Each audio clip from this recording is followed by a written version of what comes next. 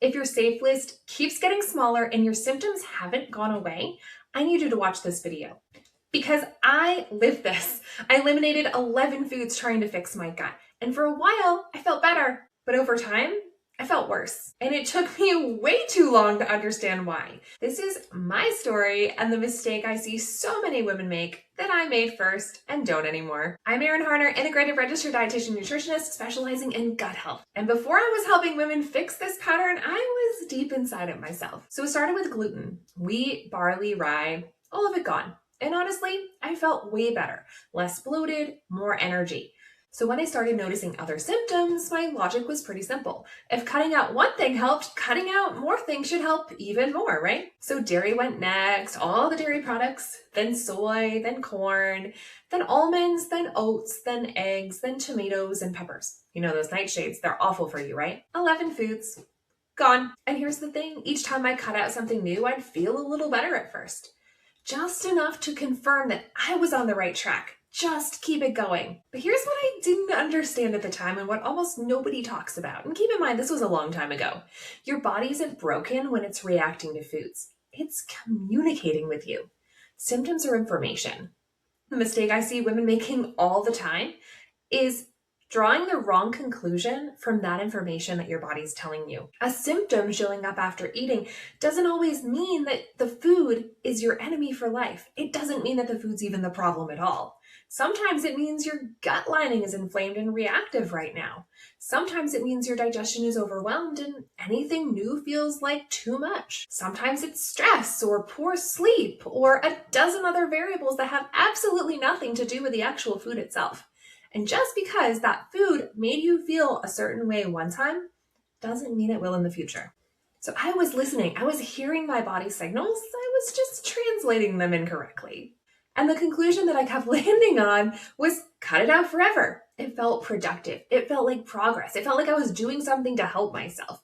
But it was actually narrowing my world one food at a time. By the time I had eliminated all 11 foods, I wasn't just physically depleted, though I was eating an incredibly narrow diet, and I could feel that my body wasn't getting what it needed. I was also mentally exhausted.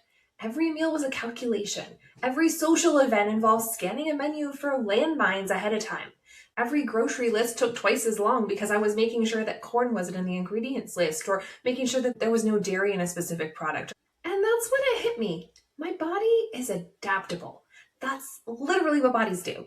They adapt, they build capacity, they recover function when given the right support. What I had been doing, cutting out all those foods, wasn't actually building capacity. I was shrinking my world and calling it healing.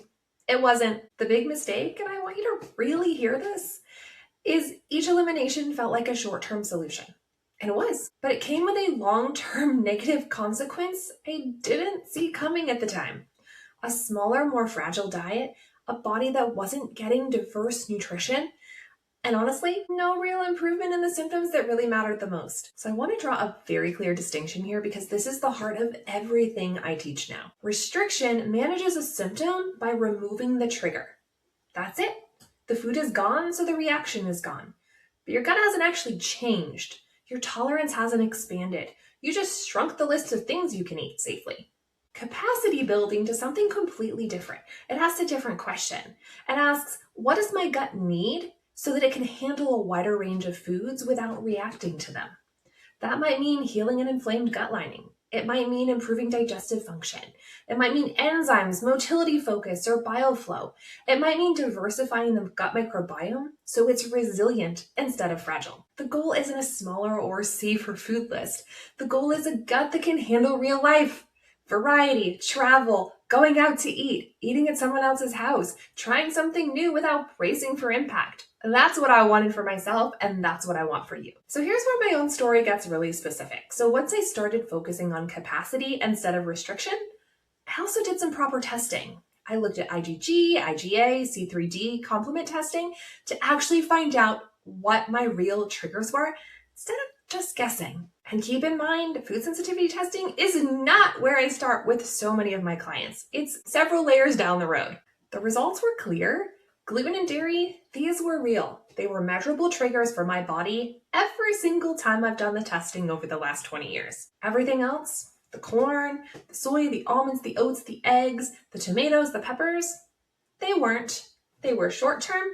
And then I was able to expand my tolerance and put those foods back in my diet. Unfortunately, these foods got swept up in a wave of fear-based elimination, not because my body was actually reacting to them, but because I took them out and I felt like I felt better.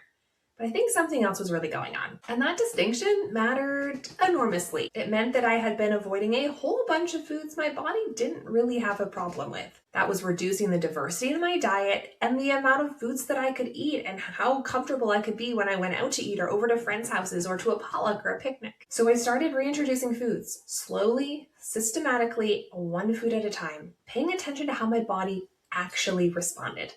Not how I feared it might respond, but how I actually felt. Soy came back, corn came back, almonds, oats, eggs, tomatoes, peppers, all back in my regular rotation. I even added goat cheese back in, and that's something that I love to have, a little goat mozzarella sprinkle on my Friday night pizza. And that's something that I hadn't had in years and something that I do just fine with now. No problems whatsoever. My body handles it beautifully. Today I eat a wide variety of foods with very few symptoms. I still don't eat gluten or cow dairy because my body has told me both through symptoms and testing that these two categories are genuinely not serving me. But that's 2 categories of foods, not 11.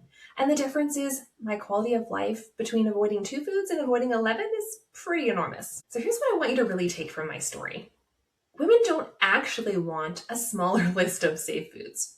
What you want is freedom. Freedom to travel without panicking about what food you'll be able to eat.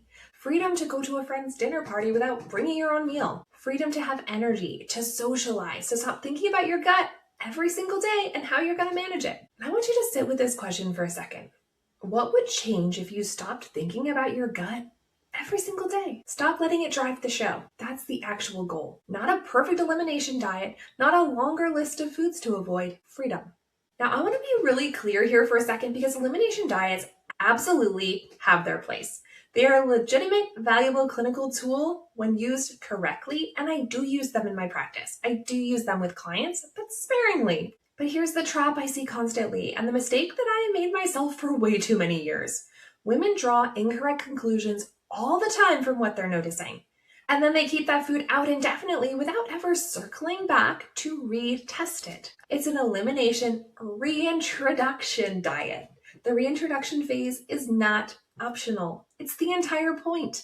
Without it, you have no way of knowing whether the food is still a problem or whether your gut has healed enough to handle it again. You're just guessing indefinitely and calling it caution. So if your safe food list has been slowly shrinking and you're not sure whether you're actually helping your gut or just managing symptoms with avoidance, I want to help you figure out the difference. I have a free training called Still Bloated and Backed Up. It walks you through the 3 gut rhythm mistakes I see keeping women stuck. Restriction without reintroduction is one of the biggest ones that I see. The link is at the top of the description. I also have a gut clarity quiz linked right below it, and it takes about 2 to 3 minutes, and it will help you understand what's actually going on with your gut and what your best next steps look like. Real, tangible next steps. And if this resonated with you, give it a like, subscribe to my channel so you won't miss the next video. And if you know someone who's stuck in restriction mode, eliminating more and more foods and still not feeling better, send them this video. It might be exactly what helps them rebuild instead of restrict. This video is next.